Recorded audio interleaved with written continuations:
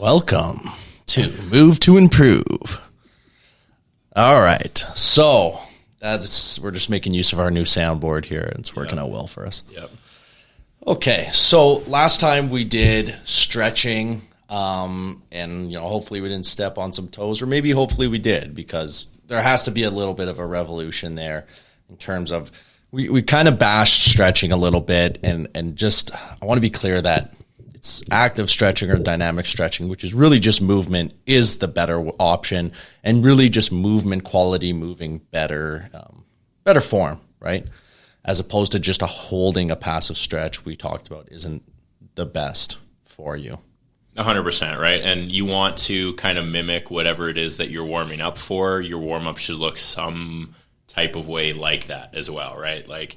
So sitting there holding a stretch for a long period of time, that doesn't look like hardly any sport at all. And so just finding a better way to get the same kind of impact, like if you're looking for, looser muscles, more mobility, whatever those kind of things, those effects are, there's just simply better ways to do it. Yeah, well said.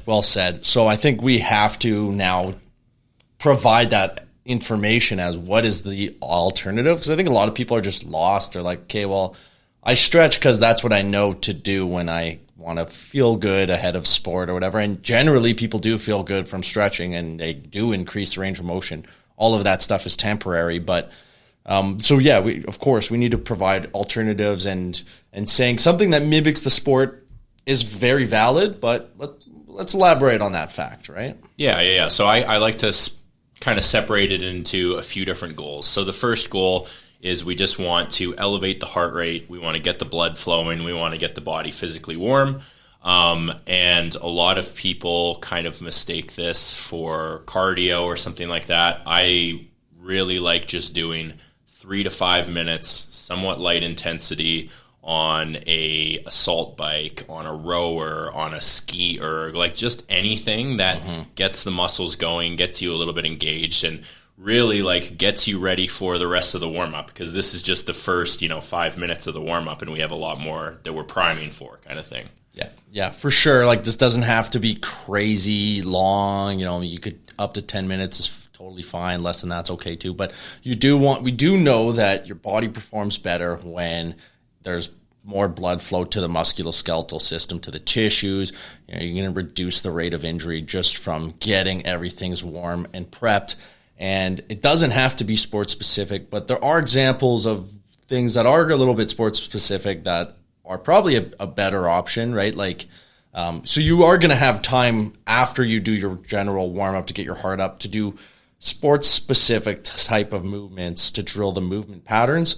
But I'm drawing on my own examples for doing Muay Thai, like Thai kickboxing. One of the more common ones is to skip. And so for sure you're getting your heart rate up. You're timing your skip, which is good. You're getting you're getting a tempo in your head. And I think even more importantly is you're getting your toe flexors firing, right? So that you can improve your bounce, your explosiveness, and your footwork. So that is a super valuable warm-up that is applicable to what you are doing. And so you were saying you're obviously a big power lifter. What was yours on the bike? Yeah. So I just want to touch on your example. That's a great example of taking a somewhat general warm-up idea, and you're like, okay, well, what do I do? Do I do the bike? Do I do the rower? What is it? And then just being able to put in a little bit that translates to the sport a bit more. You're like, okay, skipping up on the toes, warm that up specifically. Perfect idea. So in my sport, weightlifting, powerlifting, those kind of barbell sports, a lot of the warm-up is just super simple, assault bike, whatever you want to get the legs specifically pumping. Maybe you'll do a little bit of rowing or ski erg stuff to get the shoulder girdle going, depending on what you're doing. One of the most interesting that I've experienced when we go traveling with the skeleton and bobsled teams is Europeans use sports all the time to warm up for other sports. So they'll always be playing pickup basketball, volleyball, soccer, even just they used to play this volleyball, soccer kind of thing where they would just only use your feet and volley it back and forth. And that's how they would always get their warm up. All the Europeans used to do this. So It doesn't have to be anything fancy, but like that's a great example. Like you don't even have to do something. You're really just warming up the heart rate. So if that's a fun little activity, awesome. If that's a sports specific thing like skipping, also awesome. It can be kind of anywhere in between, just get your body moving kind of thing. Yeah, for sure, right? Get the body moving, some kind of movement patterns. But then once you do get that blood flow, then you move more towards the sports specific and movement patterns. And I guess you can also like distill out if you're having a certain problem, like if you're having an issue with your ankle and your knee valgus, your ankle collapsing while you're doing a certain sport, then you might want to be just doing lunges and very specifically making a mental note of, oh, okay, this is where my knee tracks. So you can try to correct for an injury that you know can happen with that warm-up time. Yeah, 100%. And that's when I like to address it as kind of first thing, because we talked about in the stretching one, we want to kind of have that limited or minimal requisite mobility. So we want to be able to get to the positions that we need, but we don't need to stretch like crazy to get past those. And so for me, that might be something like working on Achilles flexibility, Achilles mobility, warming up the ankles, warming up the knees, warming up the hips, like especially if there's an issue one side or another, it's like, okay, like this side's always pinchy on me. I need to make sure that this is good before we even start anything else. And then maybe that's when, a type of stretching or dynamic stretching might help. But again, it's part of just a bridge that you're going to address this first so that you can do the rest of your warm-up normally afterward. Right. Yeah. Good point about you want to achieve your normative ranges, and when you're coming in cold, you might not have those ranges. So we're not trying to get on the floor and stretch your hamstrings. But in my example, leg swings are obviously a good one. And when I do them, I'm not just trying to willy-nilly like throw my leg around. I'm trying to keep core stability. So I'm achieving core stability and then using my leg as like I'm throwing a ball on a chain. Same thing with punching. This is something you'll see a lot of fighters do, is like they're really accentuating that whip through the body, and then their arm is almost just kind of flopping. Like you're almost over exaggerating it so that you can really understand that proximal movement, and then the punch is the last thing to just whip, right? You're not punching using your arm, you're initiating the punch with your footwork that translate through your hips, your torso, your scapula, and then the last thing is just this little coming out the end, the punch, right? So it's sometimes just practicing that movement pattern, whether that be just moving your shoulders around or the leg swing, to get that feeling of whip and rotation and like you're swinging a branch or whatever it may be. Yeah, I think that's a great point. You can use the warm-up. A lot of people lots of people actually half-ass their warm-ups. They don't pay attention. They're like, oh, it's a body weight lunge, or it's this or that, or they'll be chatting, or they'll be on their phone or whatever. But if you look at like elite athletes, they all warm up like dead seriously. Yeah. Like they're not messing around. Like, and even a drill like that for a fighter that's been fighting for years or decades, he's putting everything that he is into the specific part of that drill that he's trying to get, right? He's working on that rotation. He's working on feeling that whip in the arm coming around. If you don't take time to specifically train those little things, there's no way that you're going to be able to feel that and use that properly when you're actually in a fight or whatever it is, right? Mm-hmm. You're not going to be able to get those finer little points unless you take some time to ramp everything way down and actually work on those. And a warm-up's a perfect time to do that because you're ramping up. You're getting ready for what you're going to do. You might as well throw in there something a little challenging, some little technique or skill work, and that gets you ready to work on whatever you're going to work on later, right? Yeah. And like for Muay Thai, it's totally okay to do shadow boxing in your warm-up. Like that's totally okay, but then use that time to maybe accentuate where you feel like you need work. Maybe my rotation to the right is a little iffy. I'm going to really think through and even over-exaggerate the parts of that movement that I need to over-exaggerate in order to really get it through my brain. Yeah, right? Exactly. Because you're not going to be able to get it in the game situation when you're actually fighting. And so to be able to break that down and use that as a technical skill that you can integrate into the rest of your workout or the rest of your training is like perfect. That's exactly what we want to do. Yeah, yeah. And to build off that, another thing that I would do is I'll sometimes I'll do like single leg stance and try and almost do a kick like in slow motion, or kind of balancing drills where you're going through certain movements of the kick, abduction or rotation, but in slow motion. And I've always thought, if you can do it in slow motion at a slow speed, you're going to be able to perfect it at high speeds, right? Because you know exactly the arc, the movement pattern, your balance is perfect. So balance is another thing to think about in a lot of sports that you want to prime in your warm-up. 100%. And I think that that's something that happens in weightlifting as well. Is in Olympic weightlifting, you can tell right away if somebody knows what they're doing, they've been training for a long time, or if they're just like throwing the bar up and trying to catch it.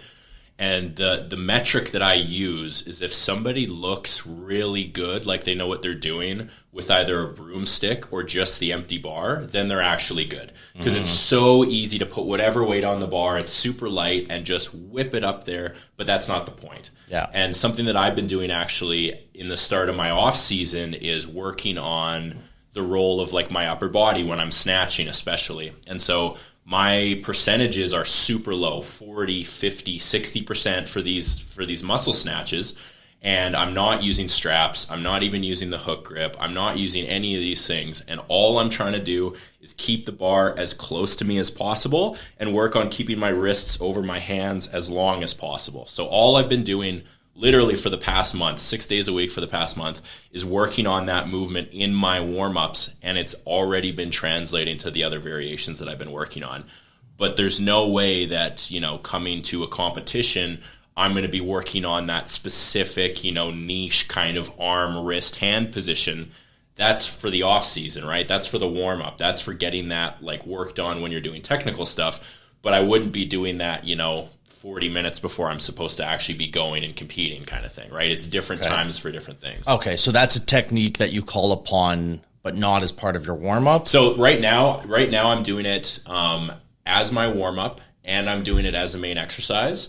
And then later I would use that just as my warm-up. So, I'm already doing the bar, might as well be working on just making sure those pulls are good. Yeah. And then when I go to heavier weights, when I'm warming up for the full lift, then I can kind of like take that lesson that I practiced and translate it to the normal lift kind of thing. Yeah, that's a good example to draw upon because you're obviously not using weight, and which is great because that's the opportunity. You're doing something very simple, but your mindset is what makes it a drill. Your mindset of this is the primary goal is what makes it a warm-up.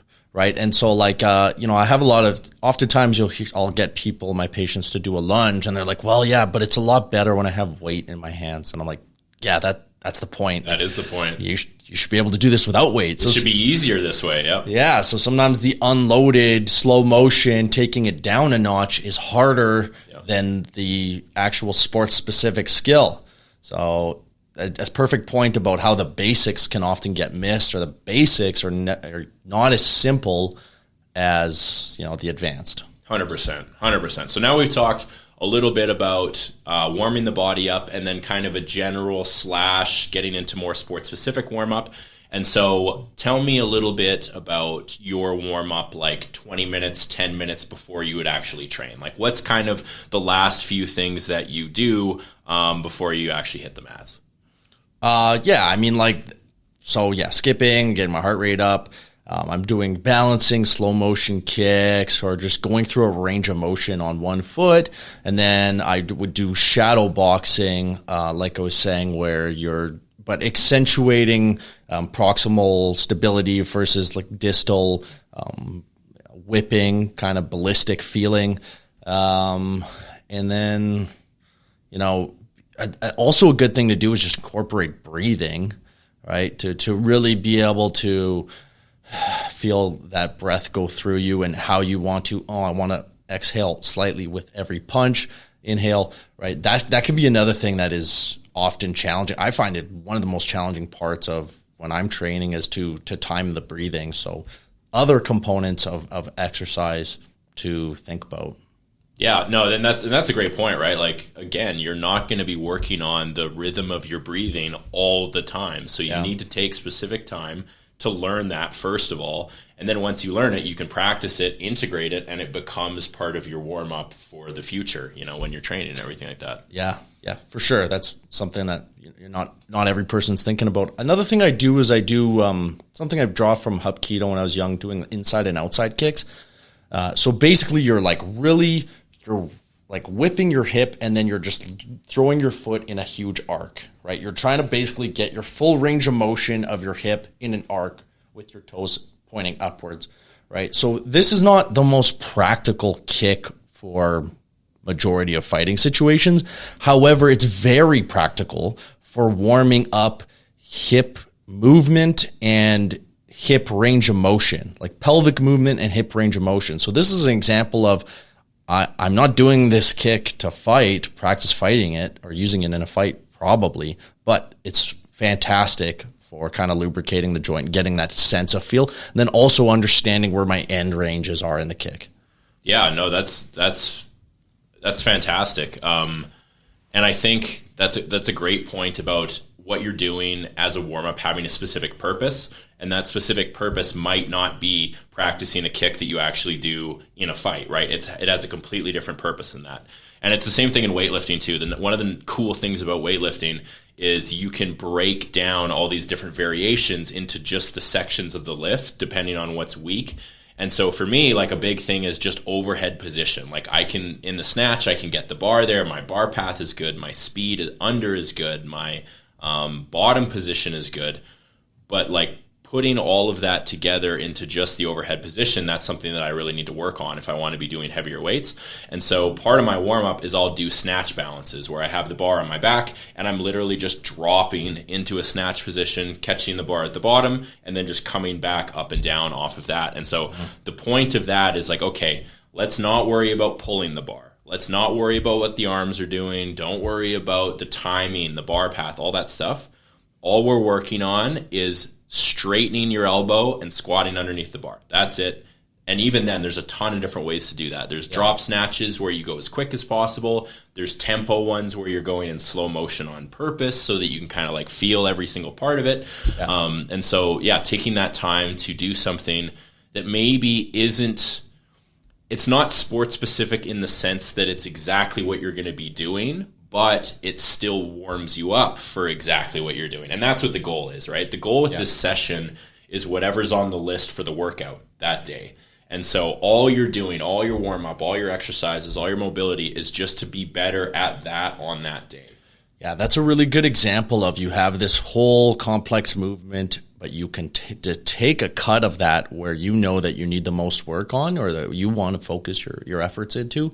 And we're obviously drawing on our own experiences to provide examples. Like, sorry if we're just talking about ourselves all day, but hopefully you can kind of distill that into whatever sport you're doing, and whether that's soccer or hockey or whatever, your stride, and go, I actually kind of feel iffy in this part of my stride, or whenever I'm doing this, you cut out that component and you drill that component, and then you can play with the speed or tempo and sorry, this isn't as straightforward as just like get on the mat and stretch, but kind of use your own intuition a little bit about your own movement to explore why that movement might not feel good for you, or why you feel like you're lacking explosiveness or power or the range of motion or whatever.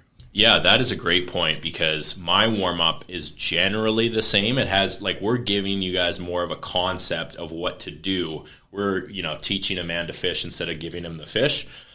Because my warm-up, it has basically the same kind of concepts behind it. But on different days, it might be different depending on how I'm feeling that day, right? Like if I'm having a pinch in my left hip or whatever, I'm going to be working on that quite a bit more than something that's not bothering me. If my upper back's feeling good, okay, I don't have to warm it up as much this day, right? And so it's kind of this fluid thing that you want to be prepared for your sport. Like that's what the bottom line is. You want everything to be perfect for when it is you're on the field or you're doing your sport. And so what is a good warm-up? It's doing everything before that to get to that point where everything's going to be perfect. Yeah, and truthfully, it takes a lot of body awareness on the part of the athlete to know where to invest the effort, or if they have a coach, right? ideally, but there's no your warm up should just get more and more specific and better and optimal as you become more advanced in the sport. It's not always super obvious until you've really divulged into what you're doing. Yeah, no, I agree with that, and that's a general concept with watching elite athletes or really good athletes in your sport anyway, is so many people make the mistake of being like, oh, well, so-and-so does this exercise and that makes it good because of blah, blah, blah, blah, blah, so I should just copy them.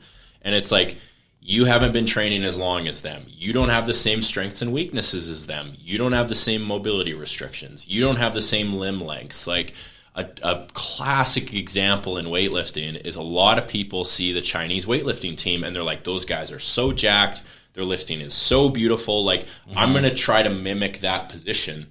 But you don't have the hip structure. You don't have the femur length. You don't have the thoracic mobility. And you haven't been doing this since you're 4 years old. You haven't been doing this, 8 hours a day, every day for the last 20 years. So how are you going to be able to do what that person is doing? And so very often you can just take that and be like, oh, this is this warm-up that this guy does. Perfect, I'll just do that. And it's like, no, the reason that he does that warm-up is because he has this old injury that you don't have because of blah, blah, blah, blah, blah. Yeah, I definitely see where you're getting at there. I can definitely see the value of looking at how those elite athletes do warm up, and maybe you draw some stuff from that. For sure. Maybe you want to try it out a little bit and see what's good or what not. It takes a little nuance to know what you don't want to do and what you do want to do. Unfortunately, right, like having a professional helps, and not just saying that, but it probably is better than you just thinking on your own. Oh, maybe going back to some of these simple,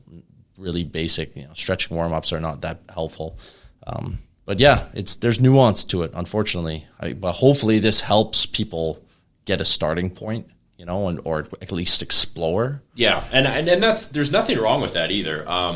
There's nothing wrong with getting ideas from other people. And most people, chances are, they either have a coach for whatever sport they're in, or they've done it at least for a little bit. And so they know, like, okay, when I go to Muay Thai, here's what we do for the warm-up. Okay, great. You can stick to that warm-up, and then the idea is that you just start to build on that, and then you customize it a little bit, and then you kind of make it your own warm-up. But yeah, there's nothing wrong with taking inspiration. Just know why that person is doing that part of the warm-up. Don't just blindly follow them and be like, oh, this is what we do, kind of thing. Yeah, there might be some nuance there. Yeah. The other thing we could mention, which maybe it deserves its own podcast, which I'm sure Dr. Uchez probably would say yeah. I'm sure he'd love to, yeah. Yeah, but is like when to return to sport. Yep. Something we can just touch on. So you want full range of motion. Yep. Right? When you have an injury in a limb, you want it to 90 to 95% of the strength of the opposite limb. Yep. You want to have no observable swelling or open wounds, obviously. Yep. Right? Like if you're getting swelling when you re-engage in the sport over and over again, like that's an issue. So you're not fully healed vascular-wise. Yep.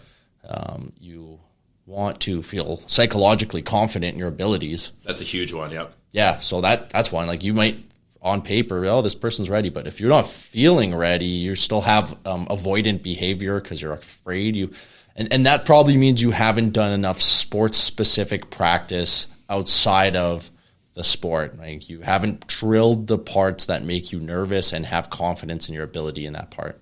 Yeah, no, that's exactly dead on, 100%, because it goes back to like, if you can't do a one-legged squat or you can't do a stationary lunge, like how are you going to be able to play football or do Muay Thai or like with these way more complicated things? Yeah. And so you're right. I think a lot of that hesitation is like, oh man, like I tore my ACL and like my one-legged balance isn't that good. Can I go carry the ball 30 times this weekend? It's like, probably not, man. Like that's, it's not. Whatever you're doing on the football field, no matter how the structural integrity of that injury is, if you're playing in a way that, you're scared to even stand on one leg, you're just going to get obliterated and more injuries are probably going to happen, right? So that's a huge part of it. Start it slow, work your way from the bottom, go step by step. And it's okay if you can't jump ahead or, you have to take another week or a practice off or like whatever it is. Like that's totally fine, right? Yeah, for sure. Yeah, you want to be able to replicate what you're doing in that sport, but in a predictable way.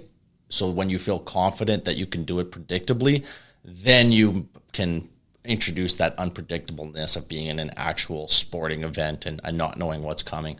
So yeah, you want to be able to achieve that stuff predictably. Yeah. We talk about a controlled environment all the time, right? And depends on what your sport is. If you're a gym athlete, if you're a strength and power athlete, you're in a pretty controlled environment. You're squatting or you're snatching or whatever. Like, no one's going to come in and hit your knee from the side like while you're doing that, right? And so that's the first kind of progression after the range of motion comes back, after the swelling goes away, is that we want to be able to do our sport practice in a controlled environment without any issues. Right. Okay. Is there anything else to add to that?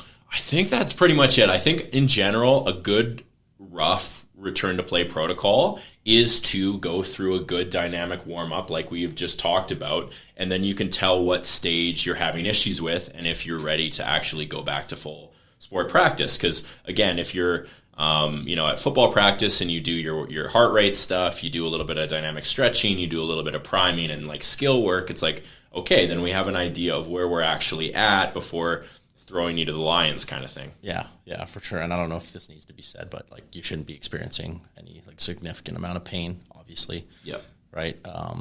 And if you are like, no, I have to play, this means everything to me, like, I don't know, somebody will make the call if it's not your coach, but just know that you're putting yourself at risk and potentially risking further aggravation and delaying that whole process of healing and having setbacks or not performing at your best. So I try not to give people hard no's unless they really need it, but you got to present the risks to them. Yeah, no, that's a great point too, is that at our clinic, we're really, really good at trying to get people to try stuff and to do stuff. And yes, like, go do your warm-up, go do your stretches, go do this and see if it is okay. Because many, many people will just be like, oh, it's an injury. No, I'm skipping the gym. It's done. And it's like, we're trying to find a level of what you can do and separate it from what you can't do. So don't worry about what you can't do. Focus on what you can do. That's a much better approach, guys. Definitely take that advice to heart. I mean, it's tough when you're on your own. You don't know necessarily what the limits are, but you do want to just take it very slow and do some form of physical activity when you're having an injury, whether that's just range of motion when you're first starting out. But something is better than nothing. You can always do something at some stage of the injury, even if that's the most basic thing. So on that note, I think we've covered pretty much everything we wanted to cover. Yeah. I just wanted to give a call out to PKF and Terry's for helping, sponsor the podcast, and they are a full-fledged CPA part. A certified personal accountant. Okay, that's what I was looking for. I was like, what is CPA for? Okay, global PKF firm, and so they work in Canada. They're global, but this branch in Terry's works in Canada, and they do accountant and advisory for public and private external audits, and they also offer cybersecurity consulting, internal controls, compliance, things that are probably above my pay grade. I was just going to say above my pay grade too. Yeah, but thanks for the shout out. Good podcast. Thanks for the sponsorship and letting us use your office space here. Absolutely. So, and also thanks to all of our listeners. We really appreciate any of the support we get, and please, give us feedback on whatever you think we can branch out to and put more efforts into. Yeah, or even topics too. If people have topics of what they want to hear about, anything like that too, that would be awesome. Yeah, that's a good point. Yep, that's a really good point. Whatever you want us to cover, we'll cover it. Absolutely. Okay? All right. Thanks. Thanks, guys.